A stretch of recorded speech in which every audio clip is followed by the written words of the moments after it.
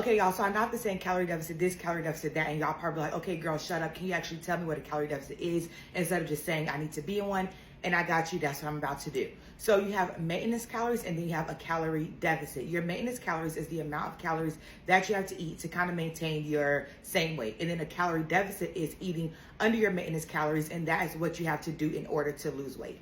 There's only one real way to start losing weight naturally, and that's being in a calorie deficit. I don't care if you go to the gym every single day. If you're not eating in a calorie deficit, you're just not gonna lose weight. I don't care what anyone says, you're not going to, because that's the science behind it.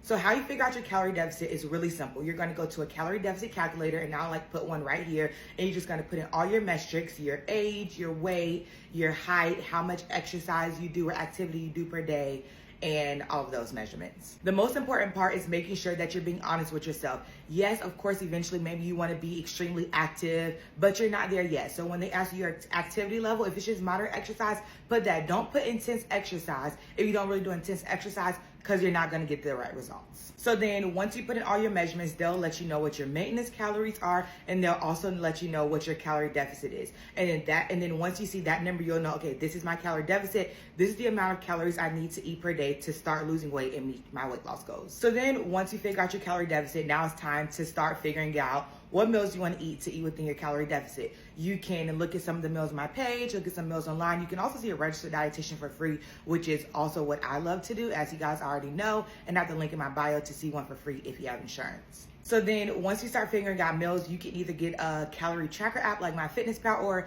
I used to use that, but now I just track it in a journal. But whatever is best for you, and start tracking your calories. And yes, if you're eating like 3,000 calories per day right now, and your calorie deficit is 1,700 calories per day, it might be hard to do that quick jump just in one day. So you might need to work your way to eating within your calorie deficit, and that's totally fine as long as you're making the change. It's important to know that once you do start losing a significant amount of weight, you might need to put your measurements back in the calorie tracking app, because your calorie deficit probably will change, because what your original calorie deficit is could not be your maintenance calories or somewhere near that. And that's why sometimes you say, oh, I've been in a calorie deficit for so and so months, but I hit a plateau. It's because you're no longer in a calorie deficit, because you've lost weight, so everything has changed. That's pretty much it when it comes to being in a calorie deficit. And on top of being in a calorie deficit, it's very important to drink a lot of water, at least 64 ounces per day. I try to drink a gallon of water per day, but when I started, I was drinking only 64 ounces, and I just worked my way up into that.